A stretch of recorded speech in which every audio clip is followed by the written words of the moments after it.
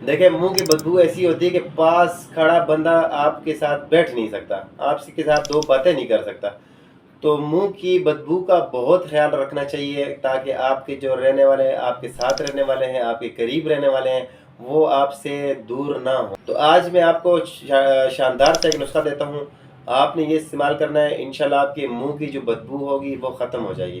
دیکھیں منہ کی بدبو جو ہے یہ معدے کی سردی سے ہوتا ہے، تو جب جیسے ہم معدے کی سردی ختم کریں گے انشاءاللہ ہمارے منہ کی بدبو بھی ظاہر ہو جائے گی۔ اول تو چیز لے لینی ہے جوارش جعلی نوس، یہ اگر اپنی بنی ہوئی ہو تو بہت زیادہ اچھی ہوگی، شاندار رزلٹ دے گی آپ کو، اور اگر کمپنی کی ہو تو انشاءاللہ امید رکھیں کہ وہ بھی آپ کو کسی حد تک فائدہ دے دے گی۔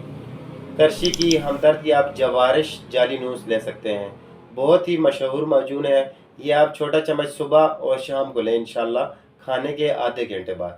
دوسری نمبر پہ آپ نے کیا کرنا ہے کہ ملٹھی لے لینی ہے، ملٹھی، اور ساتھ میں لے لینا ہے جڑ پان، اس کو حکمت کی زبان میں خلنجان بھی کہتے ہیں۔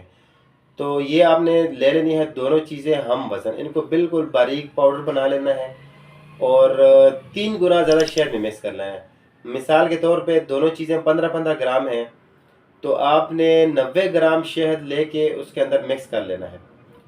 تو انشاءاللہ اس کا فائدہ یہ ہوگا کہ آپ نے مکس کر کے آدھا چمچ صبح اور شام کو کھانے سے آدھا گھنٹہ پہلے کھا لینا ہے، تو انشاءاللہ آپ کے جگر کے اندر طاقت آئے گی، معدے انتوں کا فیل جو ہے وہ مضبوط ہو جائے گا، اور آپ کی جو معدے کی سردی ہے وہ ختم ہو جائے گی، تو اس طرح آپ کو بدبو سے چھٹکارا مل جائے گا۔ امید کرتا ہوں آپ کو آج کا نسخہ پسند آیا ہوگا، استعمال کریں اور دعاؤں میں یاد رکھیں۔ السلام علیکم۔